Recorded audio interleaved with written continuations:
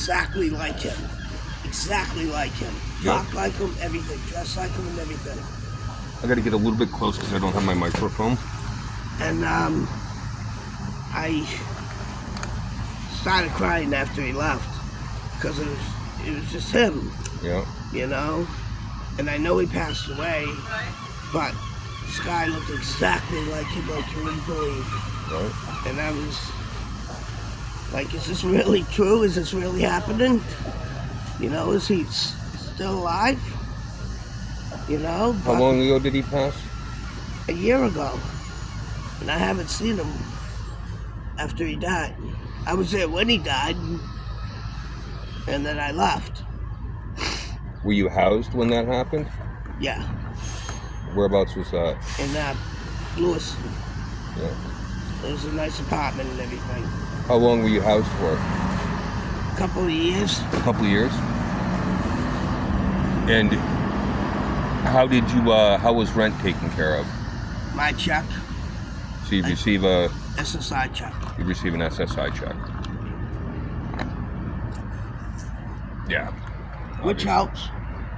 So, how did you wind up going unhoused then? He died, and the landlord kicked me out. All right, this is Brian. It is August 21st. It is approximately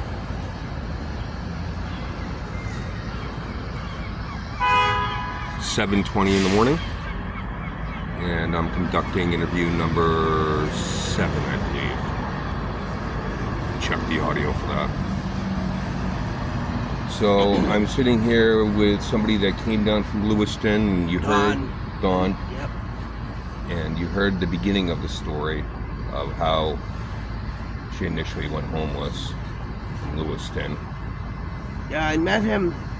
I was homeless in Portland, and that's where I met my man, Greg, and we did everything together. I mean, you couldn't put us apart. Yep. And we did, looking for housing, and we did what we had to do for food stamps and main care and whatever we could get. And I got a check, so he did it. And he was an alcoholic. Yeah. And it didn't bother me, because my dad was, so Yeah. a drinker and a smoker. And it was scary seeing both of them, you know what I'm saying? My mother, we were living in Peabody, Mass. Well, before we go down that road, let me get this back on track a little bit. How old are you? I'm 60. You're 60 years old. Yep. So you were housed for several years in Lewiston. Yep. And your husband passed away about a year ago. Yep. The landlord kicked you out after. Yep. He passed away. After he passed away, and you've been on the street ever since. Have you been staying at any shelters? No. No. So when you stay out here on the street, do you have a tent? How do you? I usually have blankets, but someone stole them. So you don't even have a tent or blankets? No. That's terrible. It's getting cold out too. I know. That's why I gotta. All right. Well, when we're done with this, I'll see if I can connect you with some local resources. I'd like to go back to Lewis and see what I can do there. Okay. I have a case manager there, but. Do you have a phone? No, I don't. Okay. Do you have access? Do you have like an email address or something? No, I don't. So how do you contact these people? I usually go to Pebble Street. Okay. And yeah. Yeah, Rebel Street's right there. Not Pebble Street, the one in Lewiston. I don't know the one in Lewiston. Trinity. I go there and I use the phone, call doctors, and I get messages. I get my mail there. Okay. So my check goes there. So for the last year you've been living unsheltered. Yep. You were in. What brought you to Portland? I don't know, honestly, I don't. I have no idea. Yeah? Just decided you'd come down this way and see what was up? Yeah, see what it's like, and it's nice. Are you still receiving your check? Yes. All right, so you do have a little bit of money to work with. Yep. Have you applied for any vouchers? No, I haven't. Have you applied for Section 8 housing? Yeah, I just did that before I came up here. There was these two ladies at the resource center for the homeless. Yeah. She did one person at a time for Section 8. Okay. Any type of housing. So. Bit of a wait. Yeah.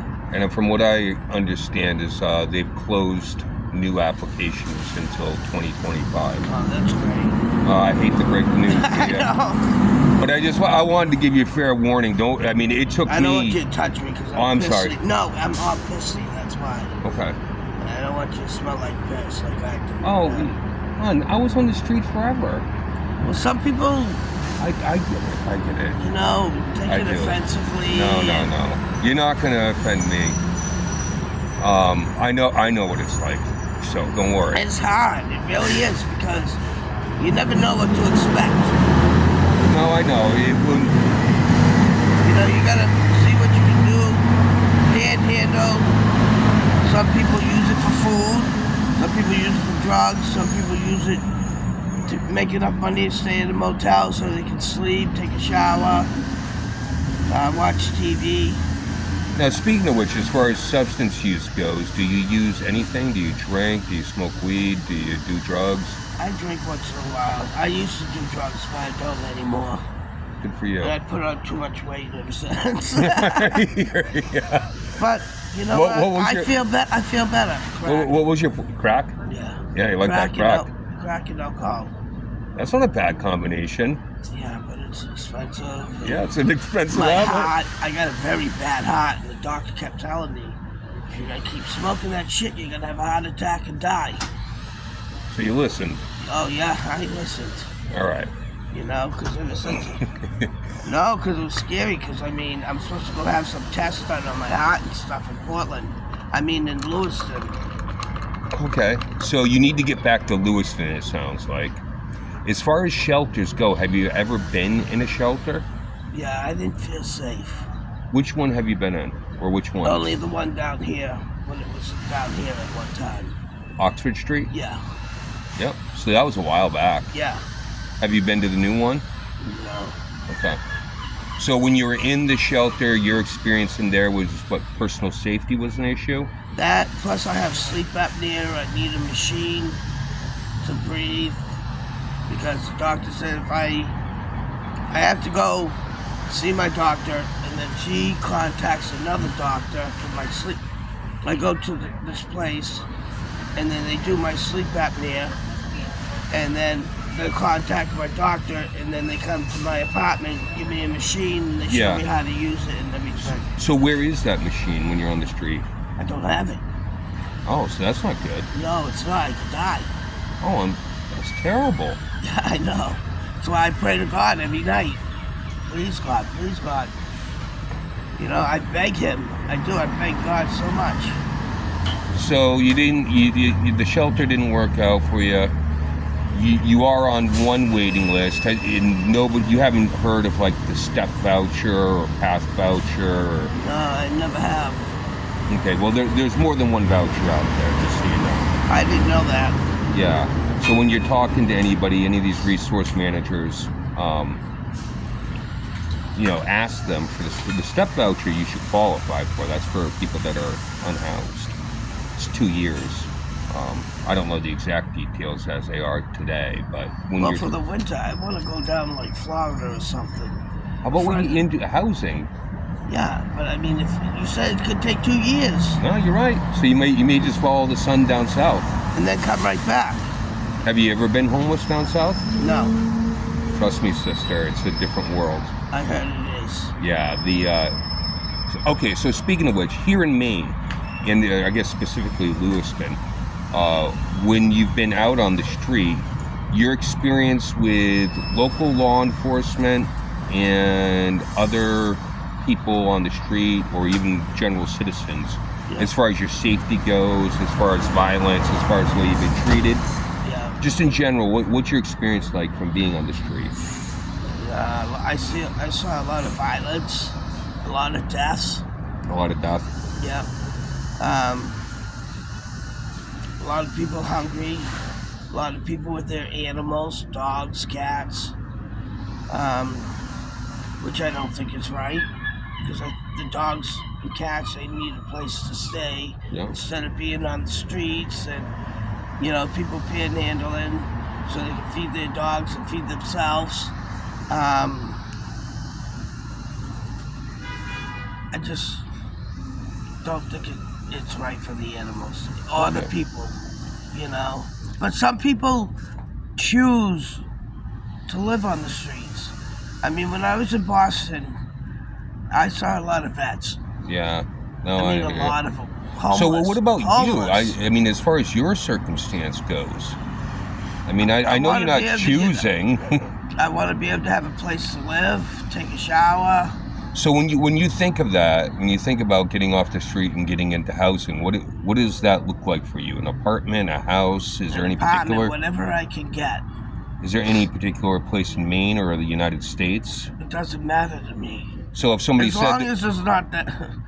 I lived in California for like 6 years, and I saw a lot of violence. Yeah. And there was a lot of gangs, and a lot of shootings, a lot of deaths, a lot of mothers running out crying, covering their babies up. Yeah. No, I know the West Coast though.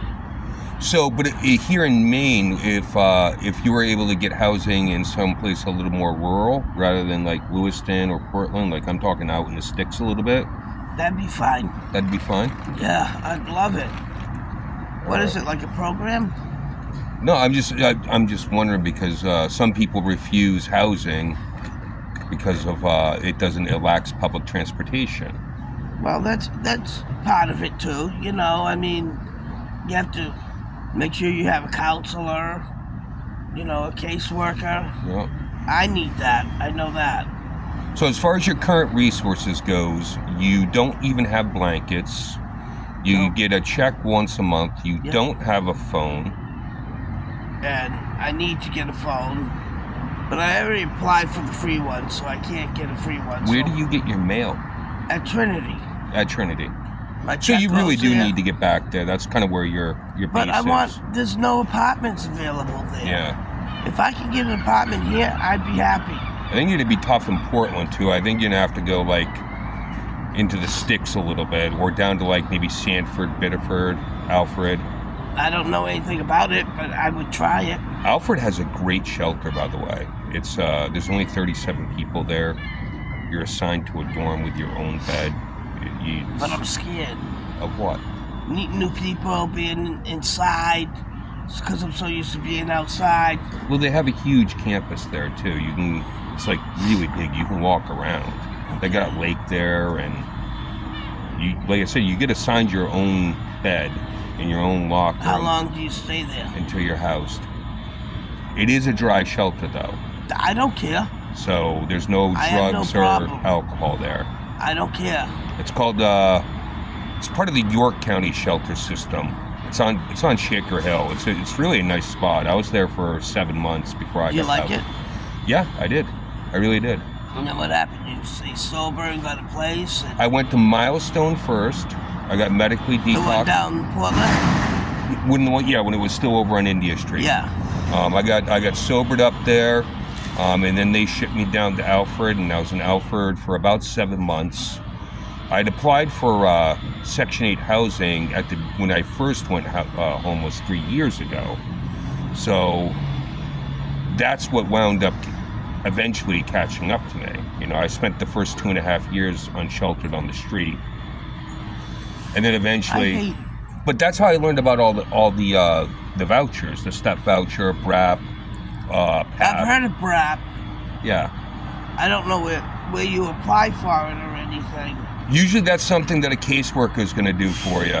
I mean, it doesn't sound like you have the resources, and I know from being on the street, it's difficult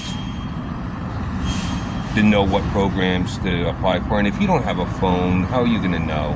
I'm not. I'm gonna have to You need go you need someplace somebody and to help use- you. No, I hear you.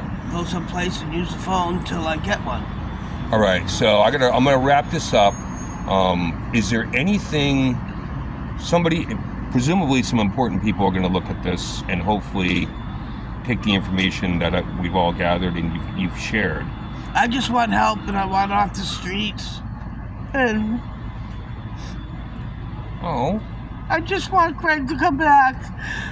I miss him so much. I know he's up there in heaven.